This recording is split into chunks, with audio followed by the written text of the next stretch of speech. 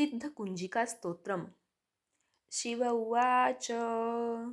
ॐ शृणु देवि प्रवक्ष्यामि कुञ्जिकास्तोत्रमुत्तमम्। येन मन्त्रप्रभावेन चण्डीजापः शुभो भवेत्। न कवचं नार्गलास्तोत्रं कीलकं न रहस्यकं न सूक्तं नापि ध्यानं च न न्यासो न च वार्चनं। कुञ्जिकापाठमात्रेण दुर्गापाठफलं लभेत। अतिगुह्यतरं देवी देवानामपि दुर्लभं।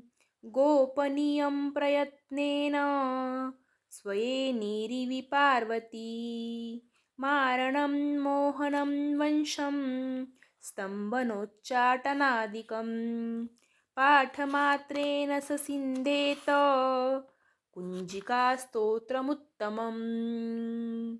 अथ मन्त्रः।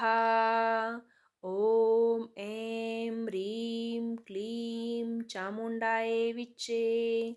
ॐ ग्लूं हूं क्लीं जूं सा ज्वालय ज्वालय ज्वल ज्वल प्रज्वल प्रज्वम्।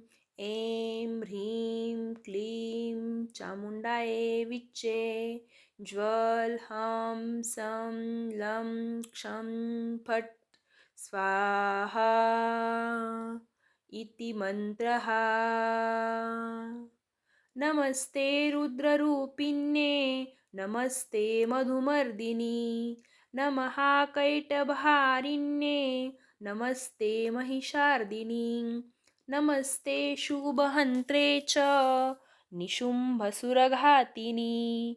जाग्रतं हि महादेवी जपं सिद्धं कुरुष्व मे। ऐङ्कारी सृष्टिरूपाये ह्रीङ्कारी प्रतिपालिका क्लीङ्कारी कामरूपिण्ये बीजरूपे नमोऽस्तु ते। चामुण्डा चण्डघाती च ऐकारी वरदायिनी विच्चे चाभयदानित्यं नमस्ते मन्त्ररूपिणी। धां धीं धूं धुर्जटे पत्नी वां वीं वूं वागदीश्वरी। क्रां क्रीं क्रूं कालिका देवी शां शुं मे शुभं करु। हुं हुं हुङ्काररूपिण्ये जं जं जं जम्बनाभिनी। भ्रां भ्रीं भ्रूं भैरवी भद्रे भवान्येते नमो नमः। कं चं टं तं पं यं शं वीं दूं ऐं वीं हं क्षं दिजाग्रं दिजाग्रं त्रोटय त्रोटय दीप्तं कुरु कुरु स्वाहा।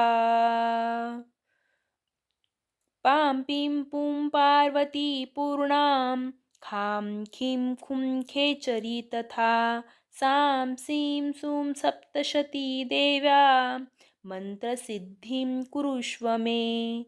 इदं तु कुञ्जिकास्तोत्रं मन्त्रजागर्ति हेतवे। अभक्तेनैव दातव्य गोपितं रक्ष पार्वती। यस्तु कुञ्जिकया देवी हिना सप्तशती पठेत न तस्य जायते सिद्धिरन्यरोदनं यथा। इति श्रीरुद्रमालये गौरीतन्त्रे शिवपार्वतीसंवादे कुञ्जिकास्तोत्रसम्पूर्णम्। श्री स्वामी समर्थ महाराज की जय।